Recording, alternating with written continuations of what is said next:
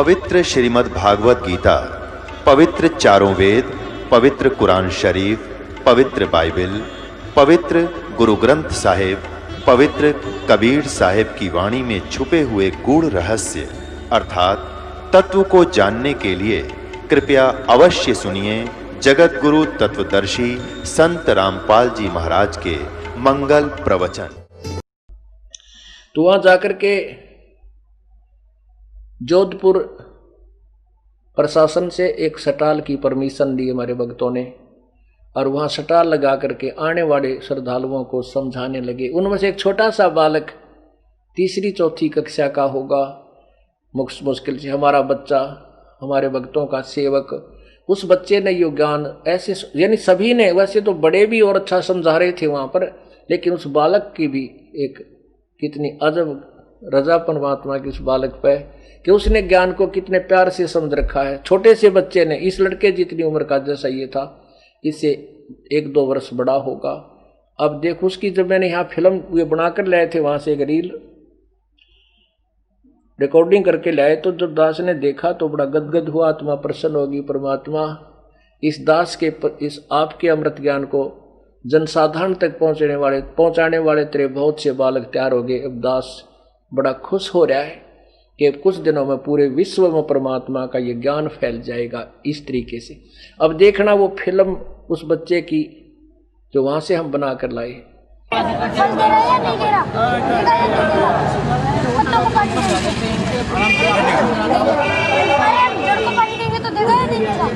उसकी मजबूरी है ना, उसकी मजबूरी है बच्चों को खाना खिलाना, फल देना, उसकी मजबूरी है।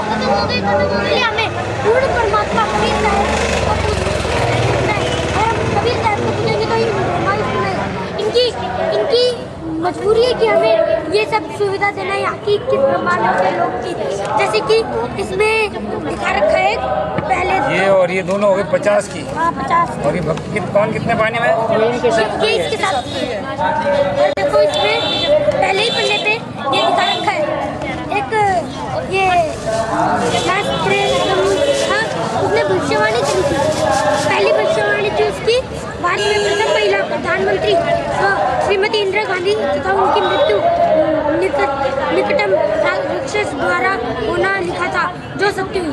उसने ये वाणी बोली थी और यही वाणी सत्य हुई। और दूसरी वाणी उसके पश्चात उन्हीं का पुत्र उनकी उत्तराधिकारी होगा और कम समय तक अधिकारी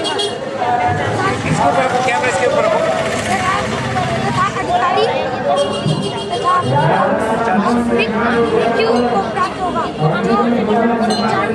इसने दूसरी जो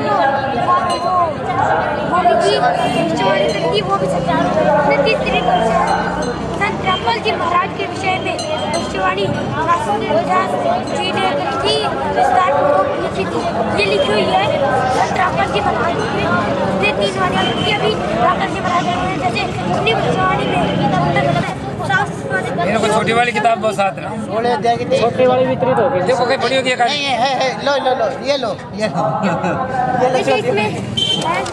आपकी बात के बच्चे आप बनाओगे अंकल सुबह तक आप ले लोगे दूसरी? नहीं, मैं तो यहीं का हूँ। ये तो मिल जाएगा। पेज नंबर 2 में है, मैं तो यहीं का आज तरफ की सेवा देने आए हैं। ठीक है, देखिए यहाँ पे ये है, जल्दी गाएंगे। आत्मा उधर ही जाएगी, आत्मा उधर ही जाएगी। राम से राम पहले दी जाएगी, राम राम। ठीक है, आपने परमात्मा देखे कभी? कौन दिखे? कौन नहीं देखे? कौन नहीं देखे? आश्रम में, हमारे आश्रम में जो परमात्मा दिखता है हरियाणा में, हिसार में, बरवाला में। ये देखिए, ये इस पे, ये दौलतपुर रोड पे है। अच्छा, यहाँ से बच जाती है के जन 8 बजे। रूट सही जाए। ये पूरा एड्रेस लिखा है 9 से 11 7। तो मैं आपसे एक कबीर परमात्मा का दोहा है, उसका मतलब बताओगे? बताओगे? एक कबीर परमात्मा का एक दोहा बताऊंगा, उसका मतलब बताओगे? मतलब मेरे आवे को तो बताऊंगा, नहीं आवे को कैसे बताएंगे? देखो, इच्छा रूपी खेलना आया। हाँ, ताते सुख सागर नहीं पाया। ताते सुख सागर कर नहीं पाया। सूरज तब इच्छा रूपी खेलन आया, राते सुख सागर नहीं पाया। ये कबीर परमात्मा ने बोला है। आप कबीर परमात्मा को मानते हो? तो बताओ। इसका मतलब मेरे तो आते नहीं। हाँ, हमारे तो आवे नहीं। आवे नहीं। हमारे नहीं। हमारी बुक के पहले पन्ने पे लिखा हुआ, आपने बुक नहीं ली हमारी? कौन ली? मैं तो पिटूडे बनी थी, अनपढ़ हूँ। अनपढ़ हो तो किसी से पढ़वाना चाहिए था ना। पढ़ा। आपको पढ़वाना चाहिए था ना किसी से। तो कोई इसमें पहले ही पन्ने पे लिखा हुआ है, ये है क्या? पहले पन्ने का दूसरा श्लोक देखो। पहले पन्ने का ये दूसरे वाला ये श्लोक देखो।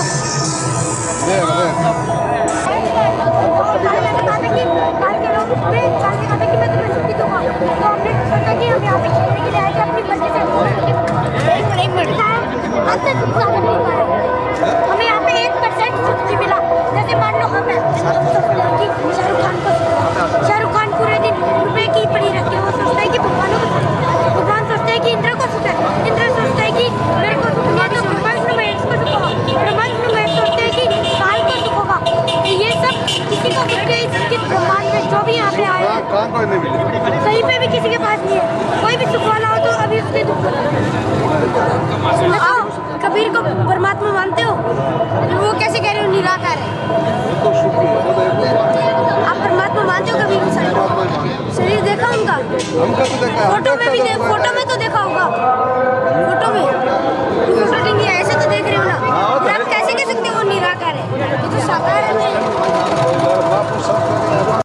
बोलो सतगुरुदेव की जय। कर जोरूं विनती करूं, धरूं चरण पर शीश। गुरु राम देवानंद जी महाराज ने दियो नाम बख्शीश। कोटि कोटि सिजदा करूं, कोटि कोटि प्रणाम। चरण कमल में राखियो मैं बंदी जाम गुलाम। जय इब कै सतगुरु मिले,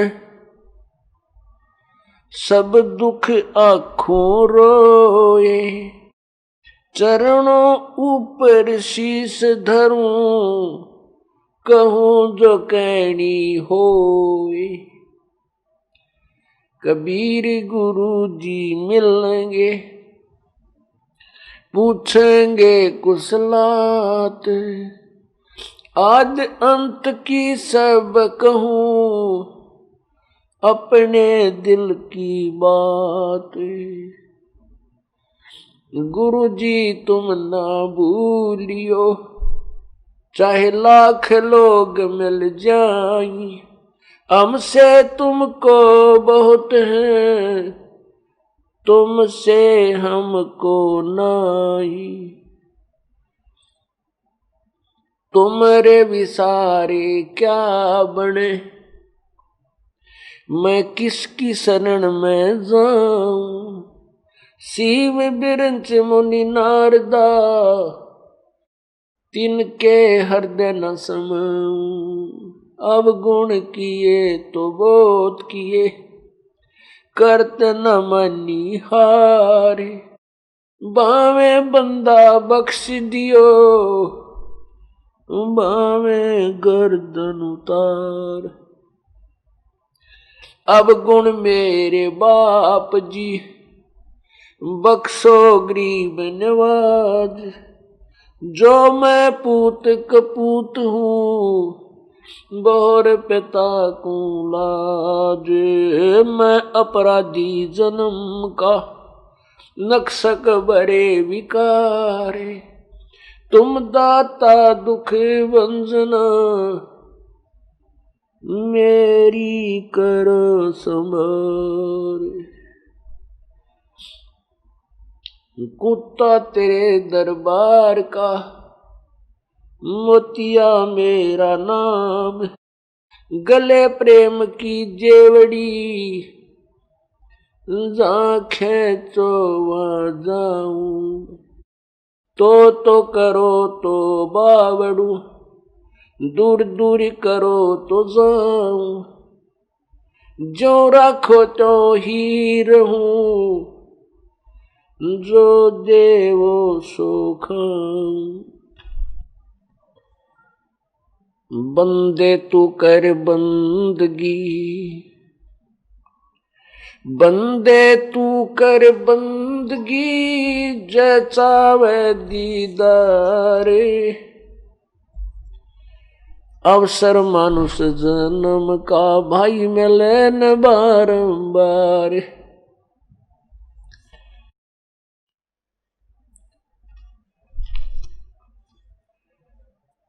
कबीर झूठे सुख को सुख कहें, ये मान रहा मन मोद, ये सकल चबीना काल का, कुछ मुख में कुछ गोद।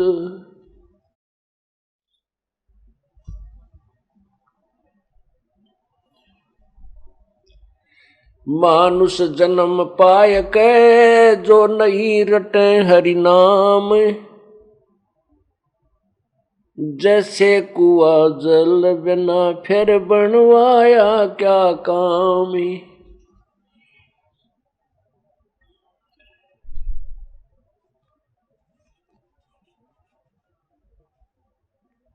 क्या मांगू कुछ थिर न रहाई, देखत नैन चला जग जाई। 1 लख पूत 1.25 लख नाती, उस रावण के दीवान बाती। आवत संग ना जात संगाती, क्या हुआ दर बंदे हाथी। परमपिता परमात्मा कबीर परमेश्वर कुल मालिक सारी सृष्टि के रचनहार हैं, और हम सभी आत्मा उसी कबीर परमेश्वर की, कबीर देव की, अल्लाह कबीर की आत्मा है। हम इस काल के जाल में अपनी मूर्खता के कारण फंस गए। अब हमारे पिता कबीर परमेश्वर हैं, वो सत्य पुरुष हैं।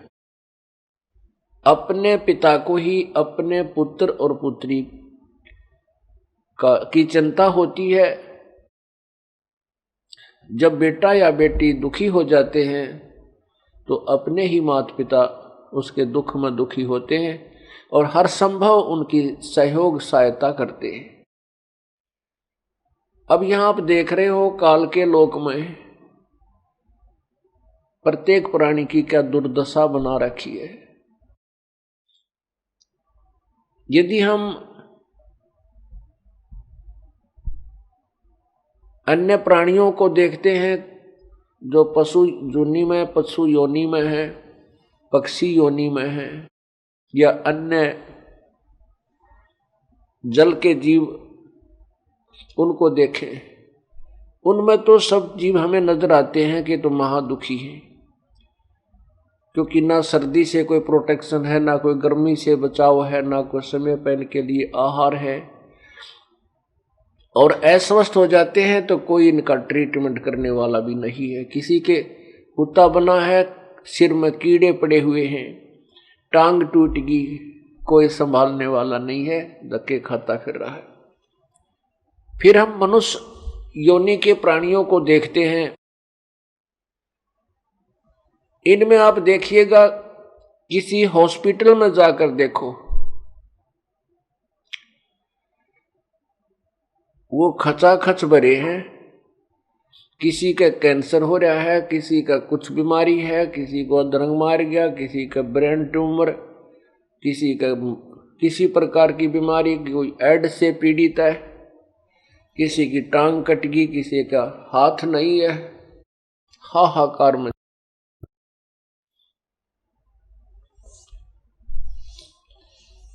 इस काल के लोक में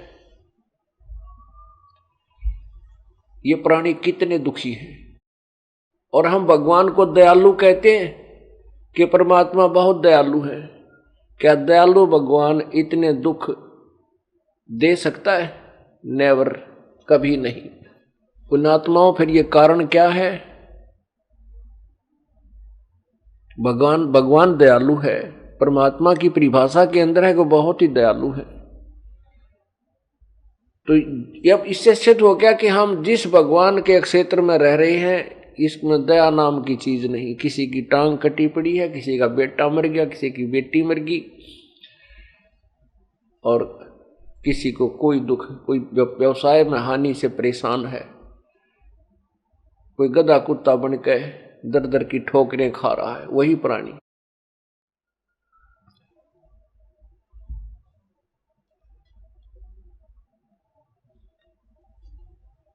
परमात्मा कबीर परमेश्वर ने यही निर्णय दिया है कि तुम जिसको परमात्मा मान बैठे हो, ये भगवान नहीं है,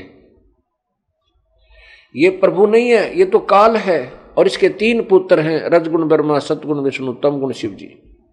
इस काल भगवान को, ब्रह्म को, जो 21 ब्रह्मांड का स्वामी है, प्रभु है, गॉड है, मालिक है, इसको एक बीमारी लगी है 1 लाख मानव शरीरधारी प्राणियों का नित्य आहार करने की। और जिस कारण से ये अपने 3 पुत्रों से अपने आहार के लिए ये सब व्यवस्था कराए हुए है। रजगुण ब्रह्मा से जीवों की उत्पत्ति, यानी रजगुण ब्रह्मा में ऐसी शक्ति भर रखी है इसने कि जिसकी रेंज, जिसका जो प्रभाव इन 3 लोकों में पूर्ण रूप से प्रभावित कर रहा है, पृथ्वी लोक पर, स्वर्गलोक में और पाताल लोक। जिस कारण से सभी प्राणी उस रजोगण से प्रभावित होकर के और संतान उत्पत्ति करते हैं। जीव के बस की बात नहीं। अब जैसे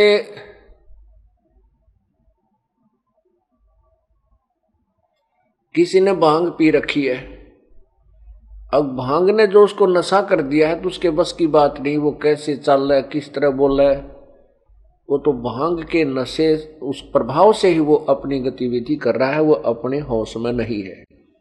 इसी प्रकार जब रजोगुण से प्रभावित प्राणी होता है तो संतान उत्पत्ति के लिए विवश हो जाता है।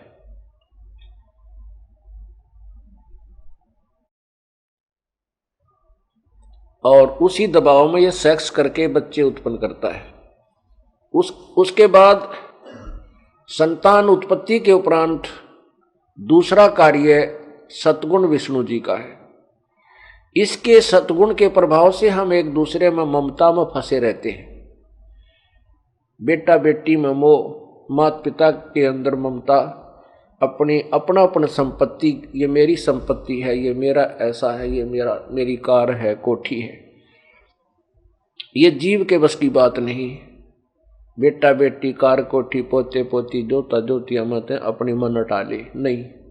ये तो बाई फोर्स उस दबाव में हम ऐसे जकड़े हुए हैं 3 गुणों के द्वारा।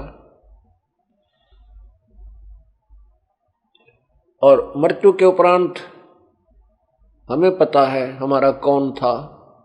ना बेटा अपना है, ना बेटी अपनी है, ना ये कार अपनी है, ना या कोठी अपनी है, अपना शरीर भी नहीं है।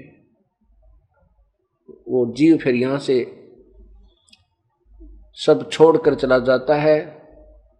जब ये शरीर छोड़ जाता है उसके बाद इसको कुछ चेतना आती है कि तू तो काम तो कुछ और गया था और तूने तो वो कार्य किया नहीं, ये तड़ड़े ढोकर आ गया। मृत्यु के बाद इसको फिर पता लग जाता है कि तेरा साथी कोई नहीं है, ना तो परिवार साथ आया, ना वह संपत्ति साथ आई जिसके लिए सारा जीवन खो दिया। तब ये पछाड़ खा खा कर रोता है और गिरता है। यम के दूत कहते हैं सीधा होकर चाल न तेरा बक्कल तारांगे। इसको कूट छेद कर और सीधा ले जाते हैं। जो भक्ति नहीं करता उनके लिए कहा जा रहा है, जो भक्ति करते हैं, पूर्ण संत की शरण में है, पूर्ण परमेश्वर का आसरा है, उनको ये दुख नहीं सहन करना होगा। परमात्मा कहते आए हैं सो जाएंगे ये राजा रंग फकीर, एक तो सिंहासन चढ़ कर जा, एक बंधे जात जंजीर। तो ऐसे, और तीसरा जो गुण है वो तमोगुण है, वो भगवान शिव के अंदर फिट कर रखा काल भगवान ने। इसलिए और तीसरे गुण तमोगुण से ये सब संहार होता है, एक दूसरे की हत्या कर देते हैं। और इस प्रकार इस काल भगवान ज्योति निरंजन अर्थात क्षर पुरुष ने अपने आहार के लिए सब व्यवस्था अपने तीनों पुत्रों से करवा रखी है। परम पिता परमेश्वर कबीर देव ने आकर के इस काल जाल में फंसे हुए पुण्यात्मा अपनी प्यारी आत्माओं को, अपने बच्चों को ये काल का जाल समझाया। एक समय परमात्मा दिल्ली में आए हुए थे और वहां उनके यहाँ किसी के यहाँ सत्संग कर रहे थे। वहां एक पुण्यात्मा सम्मन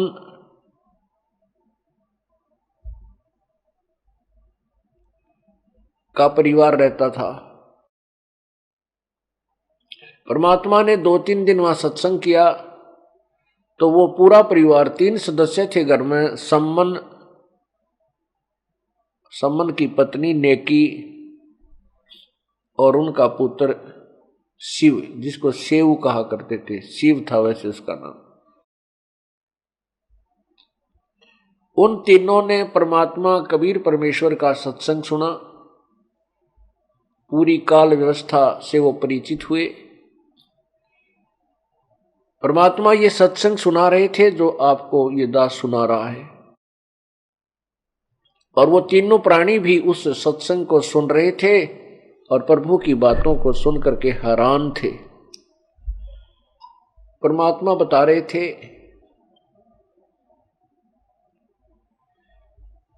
कि ये जो भगवान है जिसको तुम परमात्मा कहते हो, ब्रह्म, जिसको क्षर पुरुष कहा जाता है, ज्योति निरंजन भी कहलाता है, ये काल है। और इस काल ने ही श्री कृष्ण जी में प्रवेश करके श्रीमद् भगवत गीता का ज्ञान दिया, जिसमें 11वें अध्याय श्रीमद् भगवत गीता अध्याय नंबर 11 और श्लोक 32 में कहा है कि अर्जुन, मैं काल हूं, बड़ा हुआ काल हूं, और अब सभी को खाने के लिए आया हूं। इस काल ने गीता जी का ज्ञान कहा और अपनी वास्तविकता बताई कि मैं काल हूं। पुण्यात्माओं, हम यही सुना करते थे भगवान दयालु है, लेकिन जो भगवान दयालु है उस तक हम नहीं पहुंच पाए। हम इस काल के जाल में ही फंसाए रखे इन नकली संतों और गुरुओं और ऋषियों ने, जिनको किसी भी सदग्रंथ का ज्ञान नहीं था।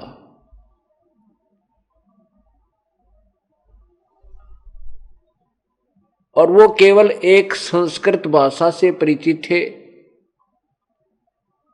और उस संस्कृत और कोई शिक्षित था नहीं, किसी अन्य को संस्कृत पढ़ने का अधिकार नहीं था इस कलयुग में। और पहले भी संस्कृत जो शिक्षा का अधिकार केवल सदग्रंथों को पढ़ने का अधिकार ब्राह्मण लोगों को ही था, और जनसाधारण ने यही सोच रखा था कि ये ऋषि महर्षि ही वेदों के गूढ़ रहस्यों को समझ सकते हैं, ये जो हमें बता रहे हैं हम इनकी बातों पर विश्वास ही करना चाहिए हमें, क्योंकि हम सदग्रंथों को नहीं समझ सकते। जिस कारण से जनसाधारण ने उन अज्ञानी ऋषियों महर्षियों और नकली गुरुओं के द्वारा दी गई वो शास्त्र विरुद्ध व्याख्या को सत्य मान लिया, और वही फिर एक लोकवेद बन गया। लोकवेद के आधार पर हम इस काल को भगवान मानते रहे, यानी पुरुषोत्तम मानते रहे। ये पुरुषोत्तम यानी उत्तम भगवान नहीं था, ये दयालु परमात्मा नहीं है। इसका गीता जी में प्रमाण है, ये खुद कहता है। श्रीमद् भगवत गीता जी अध्याय नंबर 15 के श्लोक 16 और 17 में उसमें कहा कि इस संसार में दो भगवान प्रसिद्ध हैं, एक क्षर पुरुष, एक अक्षर पुरुष। क्षर पुरुष इस ब्रह्म को कहते हैं, काल को, ज्योति निरंजन को। अक्षर पुरुष परब्रह्म को कहते हैं। और ये दोनों, इन दोनों के प्राणी, इन दोनों के शरीर भी नाशवान है, और इनके अंतर्गत जितने प्राणी हैं उनको जो इनके द्वारा शरीर दिया गया है वो भी नाशवान है। इसका प्रमाण आपको श्रीमद् भगवत गीता अध्याय नंबर 15 में दिखाते हैं। ये देखिएगा, श्रीमद् भगवत गीता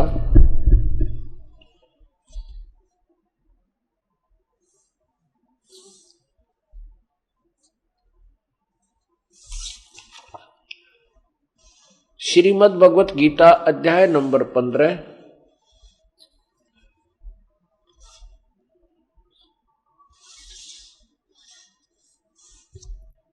और श्लोक 16 में देखिएगा, दिवौ इमौ पुरुषौ लोके क्षर च अक्षर एवं च एव च क्षर सर्वाणि भूतानि कटुष्ट अक्षर उच्यते। इसका क्या अर्थ है कि इमौ लोके, इस संसार में दिवौ माने दो, पुरुषौ माने भगवान है।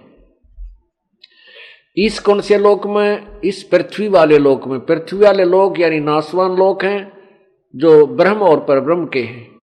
इसको एक लोक कहा जाता है, पृथ्वी वाला लोक। दिवौ इमौ पुरुषौ लोके,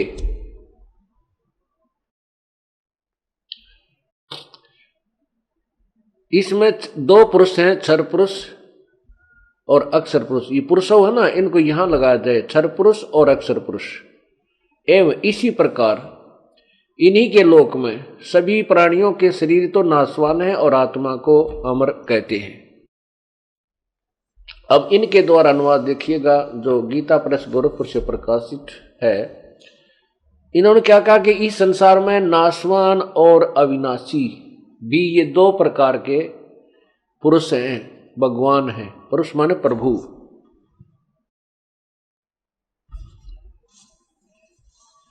और संपूर्ण प्राणियों के शरीर नाशवान और जीवात्मा अविनाशी कहा जाता है।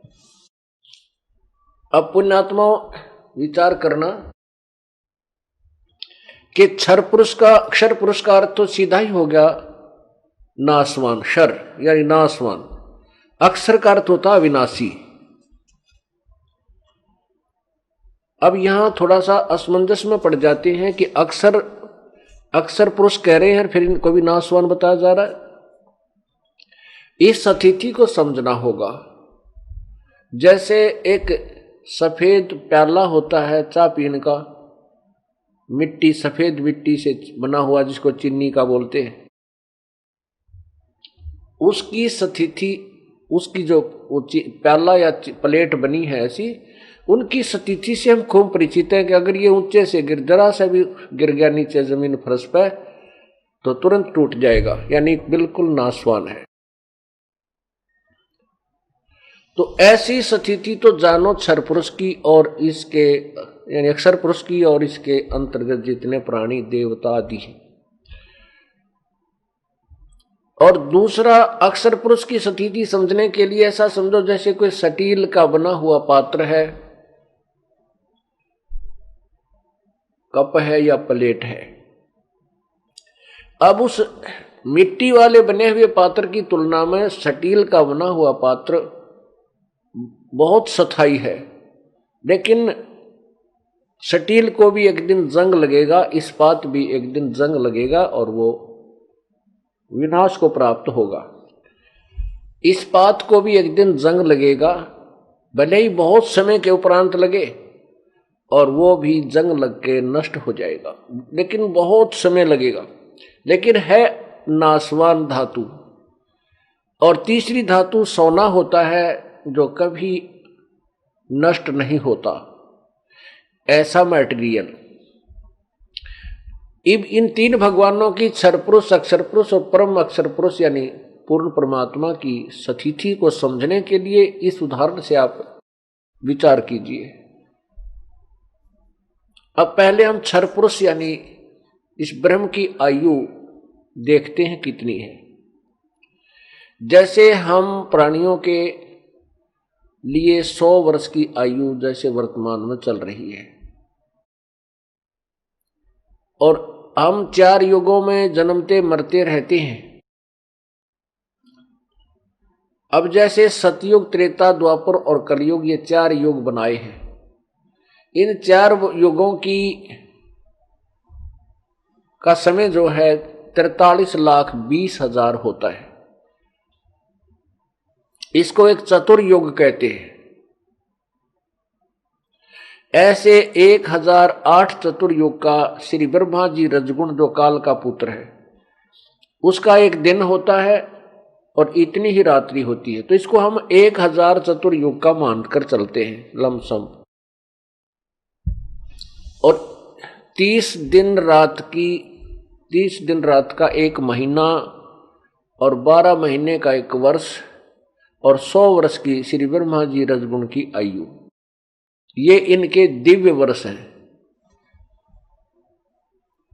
ऐसे ही विष्णु जी की 700 वर्ष आयु है और शंकर भगवान की 4900 वर्ष आयु है। यानी श्री ब्रह्मा जी से 7 गुना अधिक सतगुण विष्णु जी की आयु है, जो काल का पुत्र है बीच वाला, और उससे विष्णु जी से 7 गुना यानी ब्रह्मा जी से 49 गुना ये तम गुण शंकर जी की आयु है। इन तीनों की जन्म और मृत्यु, तीनों का जन्म और मृत्यु होता है। पुण्यात्माओं, ये सत्संग जो है, ये तत्व ज्ञान का जो प्रवचन चल रहा है, ये बिल्कुल फ्रेश नया है। और प्रथम बार भी सत्संग के अंदर ऐसी बहुत सी पुण्यात्माएं होती हैं जो प्रथम बार भी सत्संग में आती हैं। सत्संग ये ऐसा एक सामूहिक जो स्थल है जहाँ पर पुराने भक्त भी आते हैं और बिल्कुल नए भी सत्संग सुनने के लिए आया करते हैं।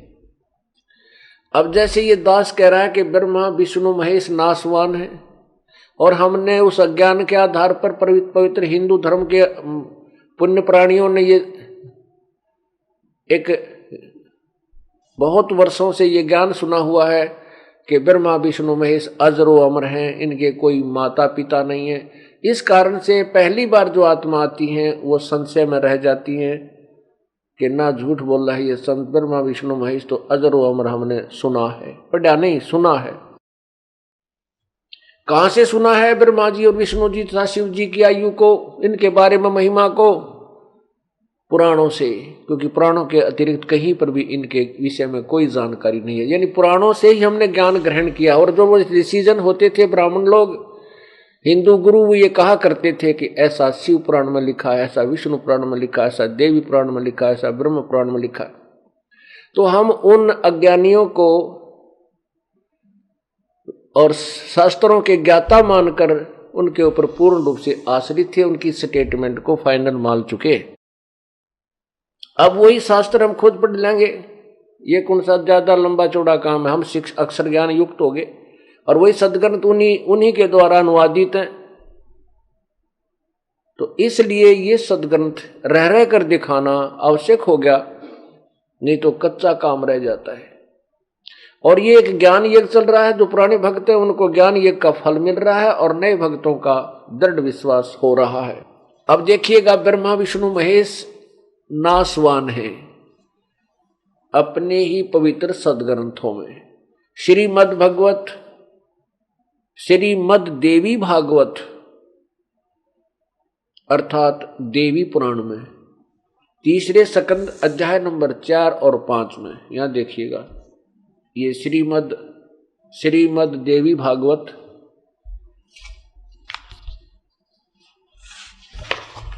श्री संक्षिप्त श्रीमद् देवी भागवत सचित्र मोटा टाइप केवल हिंदी। संपादक हैं हनुमान प्रसाद पोदार चिमन लाल गोस्वामी और ये गीता प्रेस गोरखपुर से प्रकाशित है। प्रकाशक एवं मुद्रक गीता प्रेस गोरखपुर, गोविंद भवन कार्यालय कोलकाता का संस्थान। देखिएगा, थोड़ा सा हिंट दिखाएंगे, समझदार को संकेती बहुत होता है। ये देखिएगा 123 पृष्ठ पर तीसरा शकंद, अध्याय नंबर ये 4 और 5 है, क्योंकि ये एंड में लिखा है इनके, इसके ऊपर 4 और 5 अध्याय है। 123 पृष्ठ पे तीसरे सकंद में श्री विष्णु जी कह रहे हैं, महिमा इसकी दुर्गा की महिमा सुना रहे हैं। विष्णु जी कह रहे हैं, तुम शुद्ध स्वरूपा हो, यह संसार तुम्ही से उद्भासित हो रहा है। मैं ब्रह्मा और शंकर, हम सभी तुम्हारी कृपा से विद्यमान हैं। हमारा आविर्भाव अर्थात जन्म और तिरोभाव अर्थात मृत्यु हुआ करता है।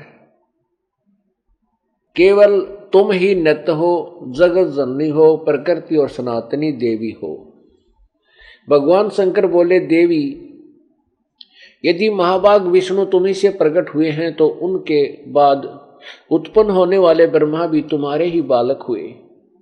फिर मैं तमोगुणी लीला करने वाला शंकर क्या तुम्हारी संतान नहीं हुआ? अर्थात मुझे भी उत्पन्न करने वाली तुम ही हो। इस संसार की सृष्टि, स्थिति और संहार करने में तुम्हारे गुण सदा समर्थ हैं। उन्हीं तीनों गुणों से उत्पन्न हम ब्रह्मा, विष्णु एवं शंकर नियमानुसार कार्य में तत्पर रहते हैं। पुण्यात्माओं, ये वही पुराण है जिनसे हमने ब्रह्मा, विष्णु, महेश के बारे में, जिनके आधार से हमें बताया गया है कि हम जो ज्ञान दे रहे हैं वो पुराणों में से है। और वो दंत कथा लोक वेद सुनाने वाले, वो नकली अज्ञानी गुरु हमें बताया करते थे, ये तो अजरो अमर हैं, इनके कोई माता पिता नहीं है।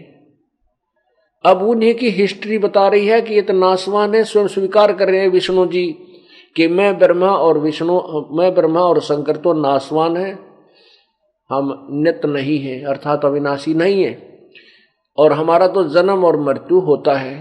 तू ही अविनाशी है, जितना इन्हें ज्ञान है। फिर शंकर जी ये भी स्पष्ट कर रहे हैं कि मैं तमोगुणी लीला करने वाला हूं और हम तीनों ही तेरे पुत्र हैं, ब्रह्मा भी, विष्णु भी। फिर ये भी स्पष्ट हो गया है कि ये तीनों गुणों से उत्पन्न, अर्थात रजगुण ब्रह्मा है, सतगुण विष्णु, तमगुण शिव जी, और दुर्गा इनकी मां है। कौन ब्रह्मा का पिता है, कौन विष्णु की मां, शंकर का दादा कौन है, भाई हमको जो बताए। परमात्मा ने प्रश्न किया करते थे उन नकली विद्वानों से कि शंकर का दादा कौन है और कौन विष्णु की मां, और वह ब्रह्मा का पिता कौन है, इसके बारे में जानकारी दीजिए। तो वो कहा करते तो अजरो अमर है, सर्वशक्तिमान है, इनकी कोई माता पिता नहीं, ये तो शंभु है, फलाना है, पता नहीं के पुल बांधा करते इनकी महिमा का। उस समय तो परमात्मा की बात पर जनसाधारण ने विश्वास नहीं किया। क्यों नहीं किया? क्योंकि कि जो हमारे गुरुजन थे वो शिक्षित थे और जनता अशिक्षित थी। ये मान लेना उस समय बिल्कुल स्वाभाविक था कि कबीर साहब तो अक्षर ज्ञान युक्त नहीं है, क्योंकि ये किसी स्कूल विद्यालय से शिक्षा प्राप्त नहीं किए हुए, क्योंकि उस समय अन्य जाति वालों को शिक्षा ग्रहण करने का अधिकार नहीं था। शिक्षा मीन संस्कृत भाषा। अब वही सदग्रंथ हमारे सामने रखे हैं, हम पढ़ रहे हैं, आपको भी पढ़ा रहे हैं प्रोजेक्टर के माध्यम से। और पुण्यात्माओं, आप आंखों देख रहे हो, जो बुद्धिमान व्यक्ति, बहन बेटी भाई हैं, वो रो रहे हैं उन नकली गुरुओं के को कि तुमने क्या मिल गया इस जनता को गुमराह करके, नाला को सबको भूत बना दिया, पितर बना दिया, काल के जाल में फंसा के इसी के ही आहार हमें बनाए रखा।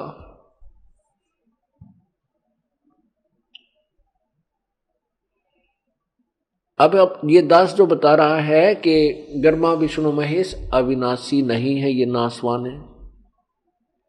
इनकी आयु आपको बता दी और श्री देवी भागवत पुराण में दिखा दिया।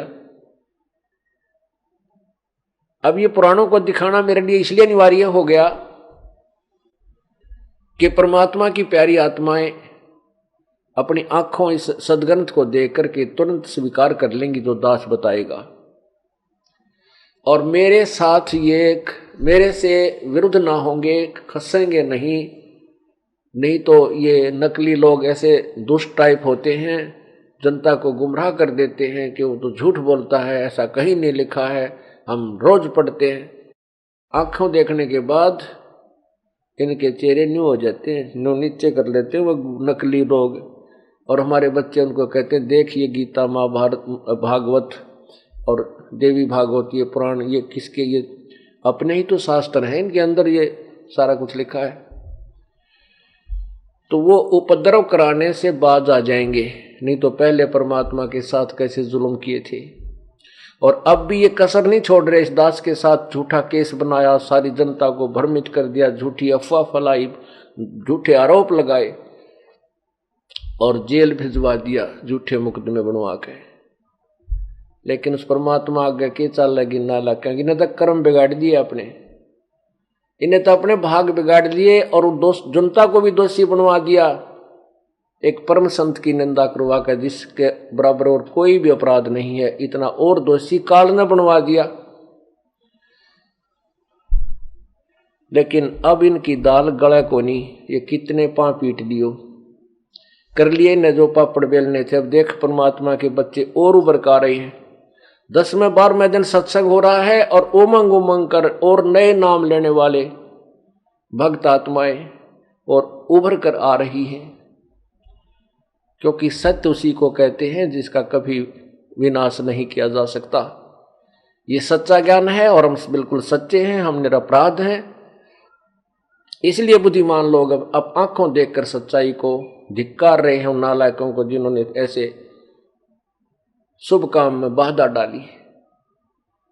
अब ये एक पूर्ण रूप से पूरे विश्व में एक ही स्थान है, 2 स्थान, जैसे आश्रम करोथा में हम करते थे यही समागम, और आज यहाँ बरवाला में चल रहे हैं वर्तमान में। यही पूरे विश्व में एक शास्त्र अनुकूल धर्म है, साधना है, जिसके कारण पूरे विश्व को लाभ होता है।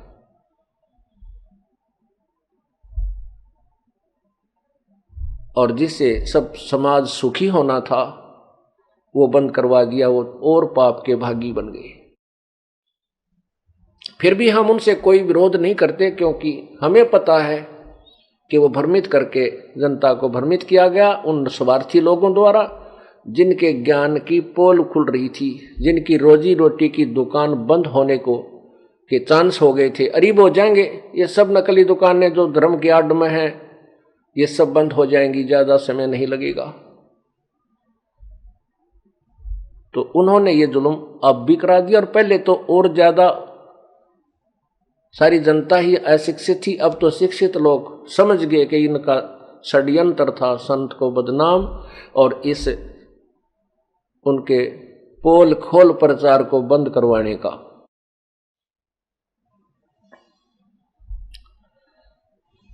अब दास ये इसलिए दिखाता है कि जैसे अंधा लालटेन लिए जाता अंधेरे में, सामने से बच्चे आ रहे थे रात्रि के समय, और वो शोर अंधे ने आवाज लगाई कि बच्चों देखना भाई, मुझे दिखाई नहीं देता है, ध्यान से चलना बच्चा।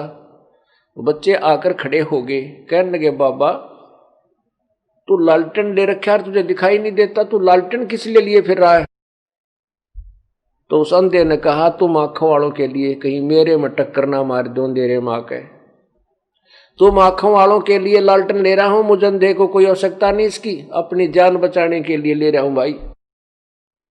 तो ये सदग्रंथ रूपी लालटेन आप आंखों वालों के लिए लिए हुए ये दास, मुझे इनकी आवश्यकता नहीं, क्योंकि मुझे वो अनमोल खजाना मेरे भगवान कबीर साहब और गुरुदेव द्वारा पहले ही प्रदत्त है, जिसके अंदर 4 वेद, 18 पुराण, 11 उपनिषद, महाभारत, गीता, रामायण, कुरान, पुराण, बाइबल आदि सदग्रंथों का निष्कर्ष और यथार्थ ज्ञान है।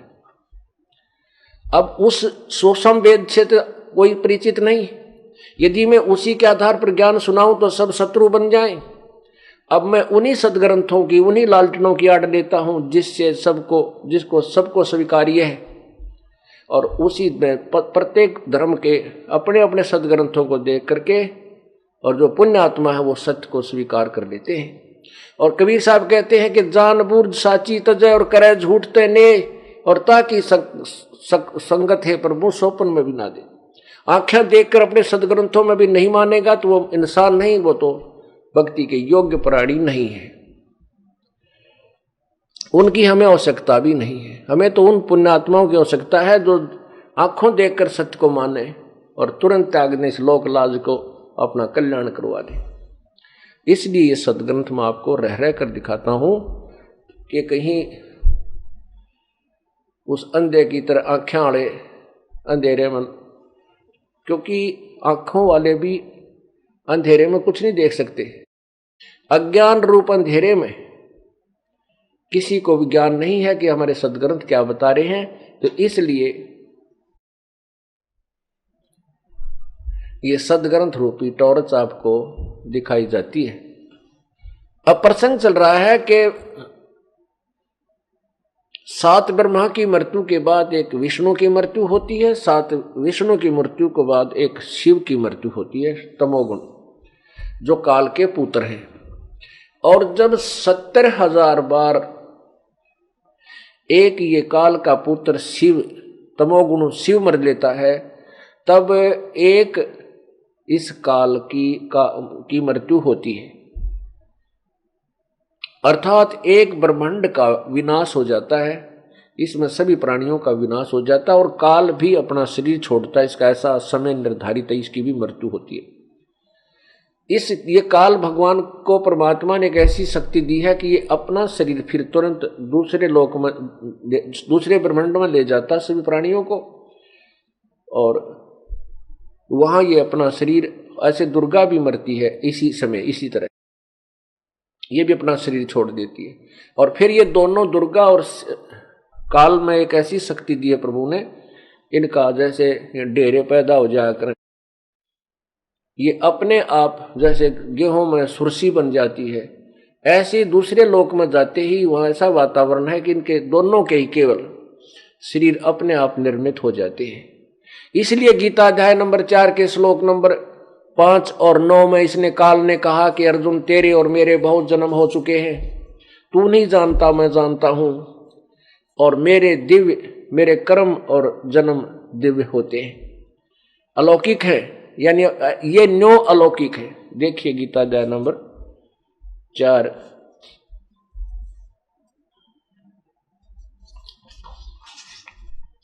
श्रीमद् भगवत गीता अध्याय नंबर 4 और श्लोक, ये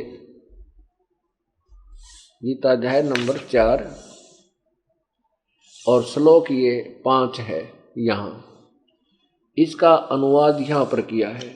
हे अर्जुन, हे प्रणतम अर्जुन, मेरे और तेरे बहुत से जन्म हो चुके हैं, उन सबको तू नहीं जानता मैं जानता हूं। इसे सिद्ध है कि इसका जन्म तो होता है गीता ज्ञानदाता का, इसे सिद्ध है कि गीता ज्ञानदाता का जन्म तो होता है और ये भी नासवान है। आगे 9 में बताता है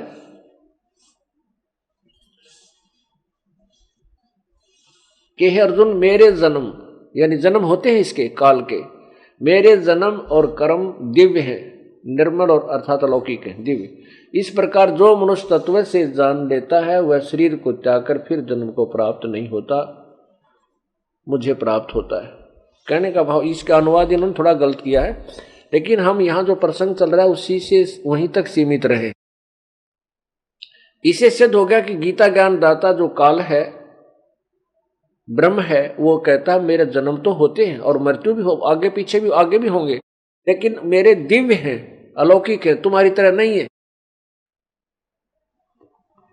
इसी सातवें अध्याय के श्लोक नंबर 24-25 में कहा कि ये बुद्धिहीन मूर्ख जन समुदाय मुझे कृष्ण मान रहा है, कृष्ण की तरह एक मनुष्य रूप में जन्म, दुर्गा से जन्म लेने वाला मान रहा है। मैं कृष्ण नहीं हूं, मैं तो मेरे उस अटल नियम को नहीं जानते कि मैं अपनी योग माया से छुपा रहता हूं। गीता अध्याय नंबर 10 के श्लोक 2 में कहा है कि मेरे जन्म को, मेरी उत्पत्ति को ये देवता और ऋषि जन नहीं जानते, क्योंकि ये मुझसे उत्पन्न हुए हैं। अब बिल्कुल सही है, ये बात स्पष्ट है कि पिता के जन्म के विषय में संतान नहीं जान सकती, वो तो दादाजी बतावे। अब देखना अध्याय नंबर 10 और श्लोक नंबर 2 में, मेरी उत्पत्ति को अर्थात मेरे जन्म को, लीला से प्रकट होने को न देवता लोग जानते हैं न मैं ऋषिजन जानते, क्योंकि मैं सब प्रकार से देवता और महर्षियों का आदि कारण हूं, यानी मेरे से ही जन्म लेते। अब केस क्या सिद्ध हो गया कि ये काल का जन्म मृत्यु तो होता है, लेकिन ये कहता है कि मेरी उत्पत्ति को, मेरे से उत्पन्न हुए मेरे ये देवता ब्रह्मा विष्णु महेश और 33 करोड़ देवता ऋषि जन ये नहीं जानते। उत्पत्ति तो हुई है इसकी, तो उसको कौन बतावेगा? दादा बतावे पिता की उत्पत्ति को। तो दादा कौन है हमारा? कबीर परमात्मा, उसी ने सबकी उत्पत्ति की, उसी से काल और दुर्गा की उत्पत्ति हुई, उसके बाद हम सभी की उत्पत्ति हुई। वो हमारा सबका मालिक है, पिता है। पुण्यात्माओं, मोक्ष प्राप्त करना कोई बड़ी बात नहीं है। सबसे जटिल काम ये था कि हम कौन से मार्ग चलें। जैसे हम जा रहे हैं जंगल में, वन में, और वहां 3 रास्ते हो जाते हैं और हम अपनी मर्जी से कोई भी रास्ता चुनकर चल लेते हैं, तो हम किसी रास्ते से जा रहे हैं, आगे कोई टोक देता है कि तुम गलत रास्ते जा रहे हो, कोई कह देता है, तो हम असमंजस में पड़ जाते हैं। तो सबसे पहले हमने ये क्लियर होना चाहिए कि हम जिस मार्ग पर जा रहे हैं वो हमारे घर को जा रहा है। तो वो मैप बताएगा, यानी वो मानचित्र बताएगा। तो मानचित्र में देख करके हम बताएंगे कि देखो आप यहां खड़े हो और आपका रास्ता ये नहीं है, आपका घर इस रास्ते पर आता है। तो हमने तुरंत उस रास्ते से वापस हो लेना चाहिए और अपने उस सुमार्ग को प्राप्त कर लेना चाहिए, कुमार्ग को त्याग कर, तभी हम घर पहुंचेंगे। और मैप में देख कर भी नहीं मानता, वो तो अनाड़ी आदमी है, कहता उसने भांग पी रखी है, कोई नशा कर रहा है या बकवादी है, घर जाना नहीं चाहता वो। तो ऐसे जब हमको ये हम निसंशय हो जाएंगे कि हम जो विधि परमात्मा पाने की कर रहे हैं, जो साधना कर रहे हैं, ये ओके है और सब सदग्रंथों प्रमाण है, और यही उन महापुरुषों ने की थी ये साधना जो यहां से मोक्ष प्राप्त कर गए।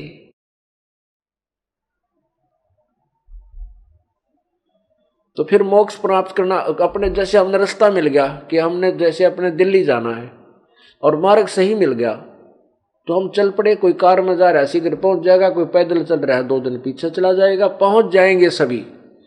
यानी कोई ज्यादा भक्ति कर रहा है वो जल्दी पहुंच जाएगा, थोड़ी कम कर पाया है तो वो भी रास्ते ठीक चलता रहे।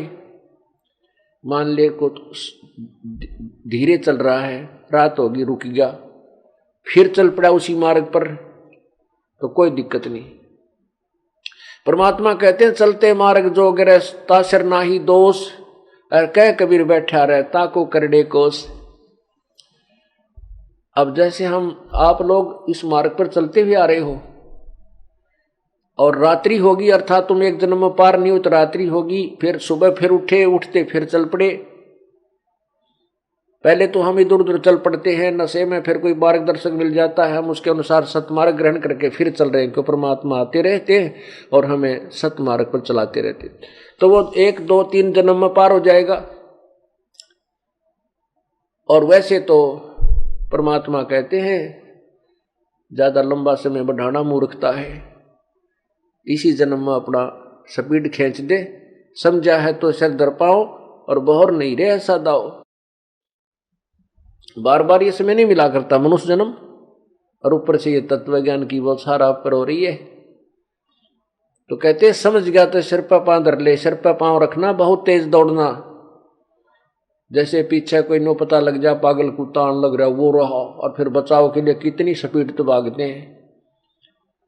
तो ऐसे भाग लेना चाहिए इस काल के लोक में। हमारे पाप कर्म रूपी पागल कुत्ते ही हमें काटने को दौड़ रहे हैं, और भगवान की आड़ हमने ओट ले लेनी चाहिए, शरण ग्रहण कर लेनी चाहिए, ताकि हम इन कर्मों के दुखों से बच सके। अब हम आपको प्रसंग उसी प्रसंग पर लाते हैं कि 7 ये नाशवान है, और ये काल भी नाशवान है। स्वयं स्वीकार करा कि मेरे जन्म और मृत्यु अलौकिक है। तो ऐसे जब 70,000 ये तमोगुण भगवान शिवजी मर जाते हैं, तब एक काल यानी काल की ब्रह्म की मृत्यु होती है, एक ब्रह्मांड के प्राणियों का विनाश हो जाता है। ये फिर दूसरे सूक्ष्म शरीर है सभी का, ये दूसरे ब्रह्मांड में इन सभी प्राणियों को ले जाता है। और उस लोक में जाते ही दुर्गा और इस काल का शरीर अपने आप ऑटोमेटिकली प्रभु की दी हुई इनको पावर, इन शक्ति और वातावरण के अनुसार इनका शरीर बन जाता है, जैसे सुरसी बन जाती है गेहूं में, कणक में। उसके बाद ये दोनों फिर हमें उत्पन्न करते हैं। ऐसे ही रजगुण ब्रह्मा, सदगुण विष्णु, तमगुण शिवजी, फिर दुर्गा अपने 3 रूप बना करके इनका ब्याह कर देती है। वहां से फिर ये काल की दूसरे ब्रह्मांड में सृष्टि प्रारंभ हो जाती है। ऐसे 21 ब्रह्मांड इसने ले रखे हैं, सबको ऐसे व्यवस्थित किया हुआ। अब हम यहाँ पर इन भगवानों की आयु के ऊपर विषय पर जो है प्रवचन चल रहा है। अब इनकी यहीं से हम उसी अपने प्रसंग पर आते हैं कि 7 ब्रह्मा की मृत्यु के बाद एक विष्णु की मृत्यु, 7 विष्णु की मृत्यु के बाद एक त्रिलोकीय शिव यानी काल के पुत्र तमगुण शिव की मृत्यु। ऐसे 70,000 शिव की मृत्यु के उपरांत एक काल रूपी ब्रह्म यानी वो काल की मृत्यु होती है। और ये एक युग होता है परब्रह्म का अक्षर पुरुष, जिसको अक्षर पुरुष कहा गया है। इस एक उदाहरण से आपको अक्षर की परिभाषा भी समझ में आएगी। अक्षर माने अविनाशी यानी चिरस्थायी।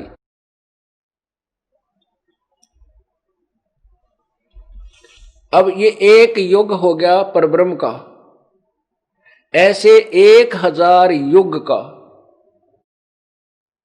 परब्रह्म का दिन यानी अक्षर पुरुष का दिन, और इतनी ही रात्रि, और 30 दिन रात का एक महीना, 12 महीने का एक वर्ष, और 100 वर्ष की उस प्रकार बने हुए 100 वर्ष की आयु परब्रह्म यानी अक्षर पुरुष की। अब इसकी कैलकुलेशन करने लगा हम अपने वर्षों से, तो कोई कैलकुलेशन को नहीं रहे, कोई गिनती नहीं बता सकते हम किस प्रकार बतावा, इसलिए इनको ऐसे बताया जाता है। तो इतनी उसके बाद फिर मृत्यु है इसकी, कितनी लंबा, इसलिए इसको अविनाशी कह दिया। पर यू अविनाशी को ना, एती उम्र बुलंद मरेगा अंतरे, क्योंकि कोई सतगुरु लगे न कान न भेंटे वो संतरे। इतनी लंबी आयु हो जाएगी तो भी तू मरेगा। क्यों मरेगा? क्योंकि वो संत जो पवित्र गीता जी अध्याय नंबर 4 के श्लोक 34 में, और पवित्र यजुर्वेद अध्याय नंबर 40 के मंत्र 10 और 13 में, पवित्र कुरान शरीफ सूरत फुरकानी 25 आयत 59 में स्पष्ट किया है कि उस तत्व ज्ञान और पूर्ण परमात्मा की शरण में जा, उसकी कृपा से तेरे पाप मोक्ष होंगे और तू पूर्ण शाश्वत स्थान सतलोक को प्राप्त होगा। उस पूर्ण परमात्मा की के लिए किसी तत्वदर्शी बाखबर संत की तलाश कर, खोज कर, उनसे उस परमात्मा के पाने की विधि तलाश कर, प्राप्त कर, और फिर जैसे वो कहें उसके बाद उस परम पद परमेश्वर की खोज करनी चाहिए। गीता जी अध्याय नंबर 15 के मंत्र 4 में, जहां जाने के बाद फिर लौटकर संसार में वो प्राणी कभी नहीं आते, यानी वो पूर्ण मोक्ष प्राप्त करते हैं। तो वो संत नहीं मिले तुम्हें, इसलिए इतनी लंबी उम्र भी आपकी यहां हो जाएगी तो भी मरेगा तू नासवान है, तेरी जन्म मृत्यु की दुर्गति नहीं मिटेगी, जन्म मृत्यु का रोग समाप्त नहीं होगा। इसलिए कहा कि एती उम्र बुलंद मरेगा अंतरे, क्योंकि कोई सतगुरु लगे न कान न भेंटे वो संतरे। वो संत, वो तत्वदर्शी संत यानी सतगुरु, जगत गुरु, तत्वदर्शी संत कहो, सतगुरु कहो, वो सच्चा सतगुरु तुम्हें नहीं मिला, सच्चा गुरु नहीं मिला। इसलिए तुम्हारी यहाँ जन्म मृत्यु इतनी लंबी आयु हो जाएगी तो भी मरेगा। इसलिए कहा कि ये गीता जी अध्याय नंबर 15 के मंत्र 16 में कहा कि संसार, इस मिट्टी पृथ्वी वाले संसार लोक में दो भगवान, एक क्षर पुरुष एक अक्षर पुरुष। अक्षर पुरुष, क्षर पुरुष ये ब्रह्म, अक्षर पुरुष ये पर ब्रह्म। क्षर पुरुष के 21 ब्रह्मांड हैं और अक्षर पुरुष के 7 शंख ब्रह्मांड हैं, नील पद्म शंख। और पूर्ण परमात्मा जो उत्तम पुरुष है तू अन्य। गीता जी अध्याय नंबर 15 के मंत्र 17 में स्पष्ट किया है कि उत्तम पुरुष है तू अन्य। वो जो पुरुषोत्तम है ना, वो सच्चा भगवान, वास्तव जिसने भगवान कह सकते हैं, वो तो इन दोनों से भी ऊपर वर्णित, इनसे कोई और है। और परमात्मा इति उदारते, जिसको भगवान कहा जा सकता है, जाता है, वो वास्तव में भगवान है। वो दयालु है, उसके लोक में कोई दुखी नहीं, किसी की मृत्यु नहीं होती, ना वहाँ पर कोड लगता, ना टांग कटती, ना आँख फूटती। हम इसी तरह सशरीर वहाँ रहेंगे, लेकिन उस शरीर का मटेरियल ऐसा होगा वो कभी विनाश में नहीं आओगा।